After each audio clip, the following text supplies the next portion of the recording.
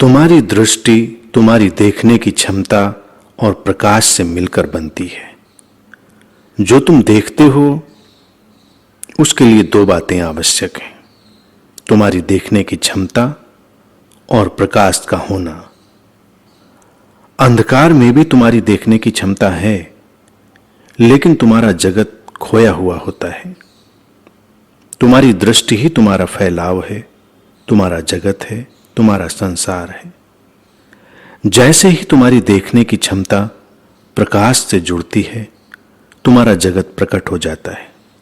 दृष्टि और प्रकाश के मिलने के साथ ही तुम देखने में सक्षम होते हो। जिस जगत से तुम जुड़े हो वो प्रकाश के साथ ही तुम्हारे सामने प्रकट हो जाता है। हमारे एक अनंत पथ के मित्र कहा करते थे कि तुम्हारी दृष्टि ही तुम्हारी सृष्टि है, अर्थात तुम जैसा देखते हो वैसा ही तुम्हारा जीवन हो जाता है। तुम जिधर अपनी दृष्टि को ले जाते हो तुम वैसे ही हो जाते हो। तुम्हें अपनी दृष्टि को विराट की ओर ले जाना है। जैसे ये दृष्टि प्रकाश से मिलकर उत्पन्न होती है, उस तरह से ही तुम्हारी इस विराट दृष्टि के आधार में प्रकाश जैसी बातें हैं। जैसे प्रकाश 7 रंग की किरणों से मिलकर बना है, वैसे ही तुम्हारी विराट दृष्टि अपने आधार में 7 बातों को लेकर चलती है। विवेक, वैराग्य, साहस, सरलता, सहिष्णुता, प्रसन्नता और प्रेम। ये 7 बातें, ये मौलिक और आधारभूत बातें। इन 7 बातों के संयोग से ही अन्य सारी बातें निकलती हैं। हम विराट दृष्टि के आधारभूत इन 7 बिंदुओं को आज विस्तार से लेंगे, उन्हें समझेंगे और उनमें साथ साथ चलेंगे। विराट दृष्टि कीचड़ में खिले हुए कमल पर केंद्रित हो जाना है। उस खिलावट को अपने भीतर उतरने देना है और जिस कीचड़ में कमल खिला है उससे कोई वैर भाव नहीं, कोई निंदा भाव नहीं रखना है। इस दृष्टि को कैसे निर्मित करें, उसके लिए ही ये 7 बिंदु हैं, ये अनिवार्य बिंदु हैं। बाकी सारे जीवन की दृष्टि का विकास तुम्हारी इसी समझ पर आधारित है। विवेक पहला बिंदु है, इसे समझें। विवेक के बिंदु का उपयोग तुम निरंतर करते हो। प्रतिदिन तुम विवेक शब्द का उपयोग करते हो और फिर भी इसके वास्तविक अर्थ से दूर बने रहते हो।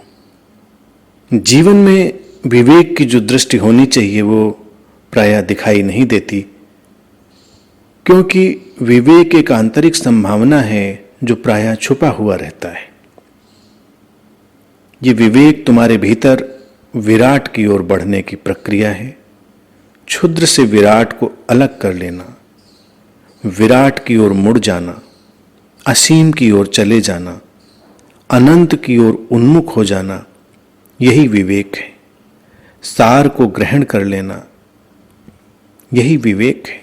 जीवन सार और असार से मिलकर बना है और असार से सार को अलग कर लेना, उसे देख लेना, पहचान लेना,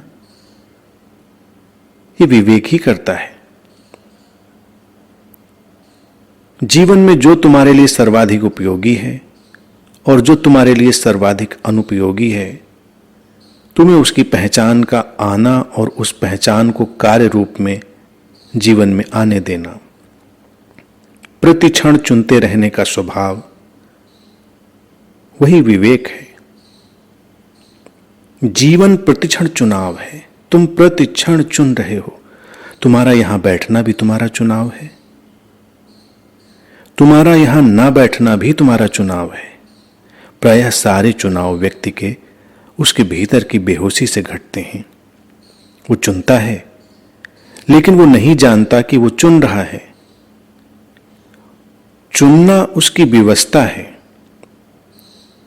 उसके भीतर जो उसकी वासनाएं और उसकी इच्छाएं आंदोलित हो रही होती हैं, उनके वशीभूत वो कुछ न कुछ चुनता रहता है। चुनना उसकी मजबूरी हो जाती है, उसकी सजगता नहीं। विवेक तब जन्म लेता है जब तुम सजगता के साथ चुनना प्रारंभ करते हो। तुम श्रेष्ठ को चुनते हो और अश्रेष्ठ को छोड़ देते हो। लेकिन जब श्रेष्ठ और अश्रेष्ठ की बात चलती है तो उनके अवलोकन के लिए एक व्यक्तिगत आधार है, एक व्यक्तिगत परिभाषा है। तुम अपने व्यक्तिगत हित को दृष्टि में रखते हुए ही श्रेष्ठ और अश्रेष्ठ को चुनते हो। तुम अपने अहम को केंद्र में रखकर ही सही और गलत का चुनाव करते हो। ये चुनाव विराट दृष्टि की ओर नहीं ले जाता।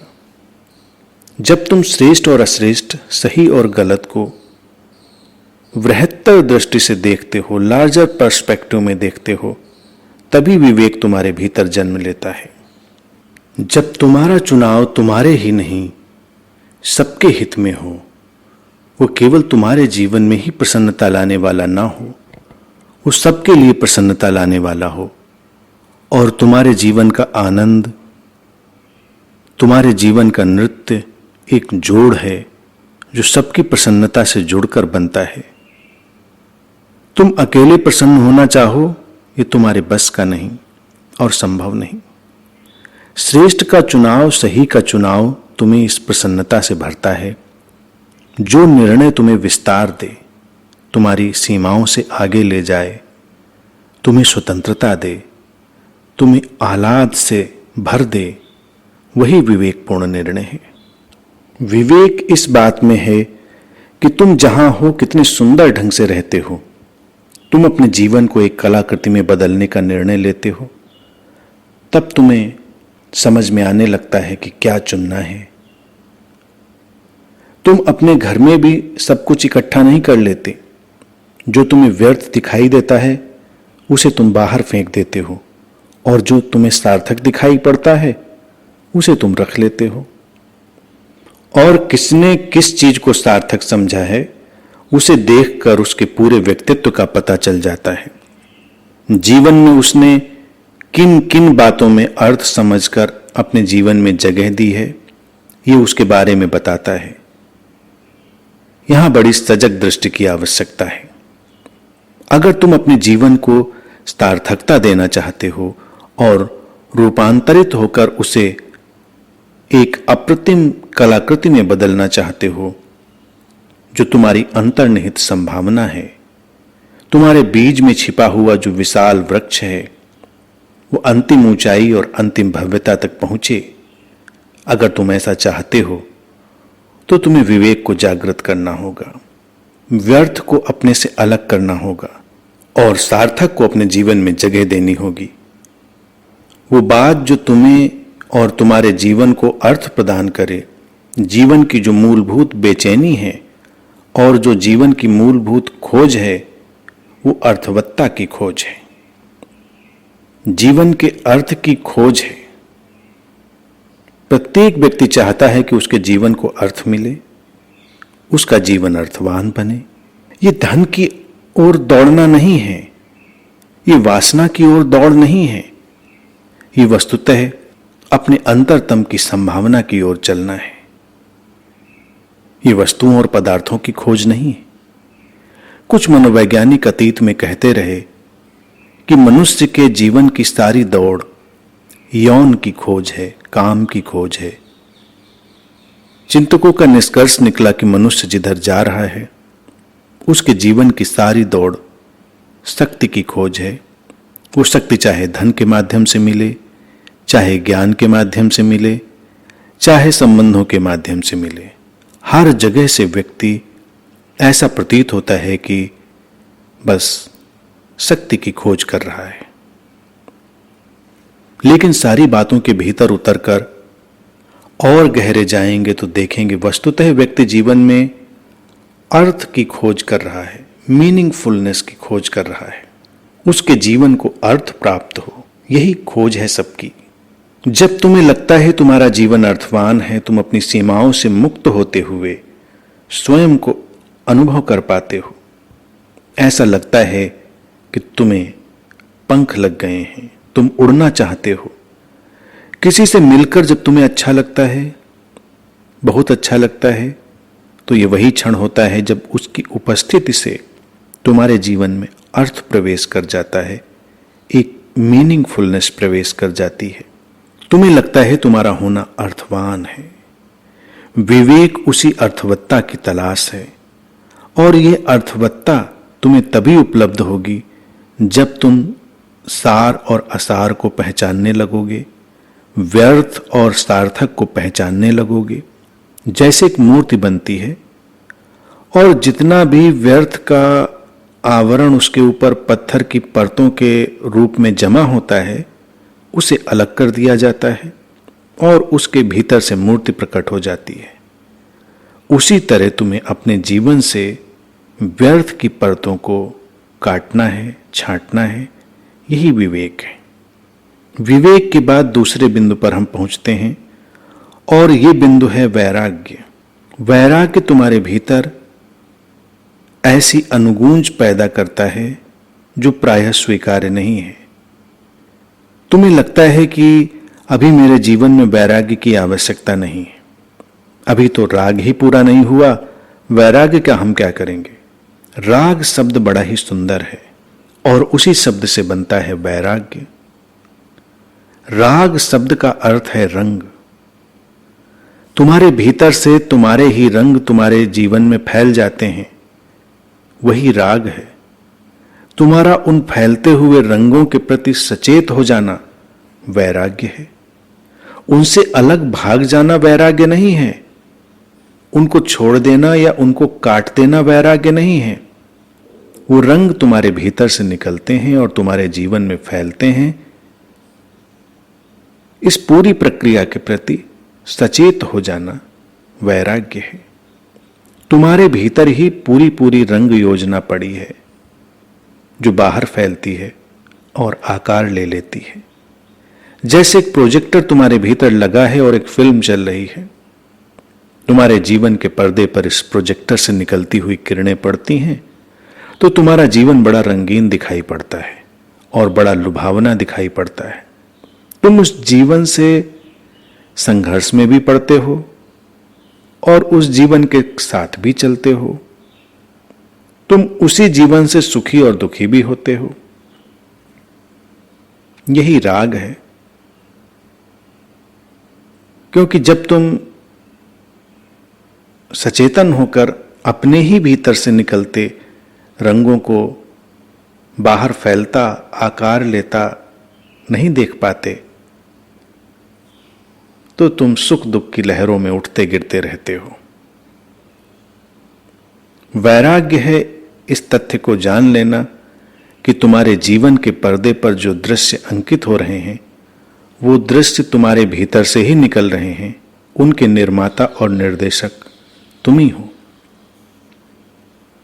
वैराग्य ये नहीं है कि तुम कुछ छोड़कर भाग जाओ। अभी तक वैराग्य के संदर्भ में ऐसी ही धारणा ली गई, क्योंकि तुम्हारे भीतर जो फैलाव सक्रिय है उसकी ओर मुड़ने के बजाय लोगों को ऐसा लगा कि तुम्हारे जीवन में जो फैलाव है, जो बंधन दिखाई पड़ते हैं, जो बाधाएं दिखाई पड़ती हैं, उन्हें कम कर दिया जाए, उन्हें छांट दिया जाए, काट दिया जाए, तो शायद तुम्हारा जीवन मुक्त की ओर बढ़ पाएगा। लेकिन जीवन में जो फैलाव है, चाहे सीमित हो चाहे असीमित हो, ये तुम्हारी आंतरिक अवस्था है जो तुम्हें उनमें उलझाती है। अगर तुम्हारे जीवन में थोड़े से ही क्रियाकलाप हैं, थोड़े से ही दृश्य हैं, और तुम इस बात के प्रति सचेत नहीं हो कि इन्हें तुम ही निर्मित कर रहे हो, तो तुम उनमें भी उतने ही बंधन का अनुभव करोगे जितना तुम फैलाव में करोगे। ये छटपटाहट, ये पीड़ा, ये बेचैनी जो तुम्हें तुम्हारे जीवन में अनुभव में आती है, ये कम और अधिक फैलाव के कारण नहीं है, ये दृष्टि के अभाव के कारण है। जब तुम नहीं देख पाते कि इसे निर्मित करने वाले तुम ही हो, तुम इसे नहीं जानते कि ये तुम्हारे ही भीतर से निकलकर सारे दृश्य बाहर फैल रहे हैं, तब तुम राग में उलझ जाते हो। अंतर केवल जानने और न जानने का है। वैराग्य उसी अवस्था का बोध है जब तुम पूरी तरह सचेतन हो जाते हो, अपने भीतर से निकलकर बाहर फैलते हुए दृश्यों को देखते हुए। वैराग्य नकारात्मक नहीं है, वो पूरी तरह सकारात्मक है। जब तुम इस बात को जान लेते हो कि तुम अपने जीवन को प्रति क्षण निर्मित कर रहे हो, तुम्हारे जीवन में एक नई सुगंध आ जाती है, एक नई आभा आ जाती है। अब तुम कैसे व्यर्थ को अपने जीवन में जगह दे सकते हो? तुम कैसे उन बातों में उलझे रह सकते हो जो तुम्हारे जीवन को पीड़ा दे रही हैं? अगर उस पीड़ा के निर्माता तुम स्वयं हो तो तुम उसे निर्मित करना बंद कर दोगे और तब तुम्हें कुछ चुनना होगा, तुम्हें अपना फोकस बदलना होगा। यही विराट दृष्टि है, अपने फोकस को बदल देना।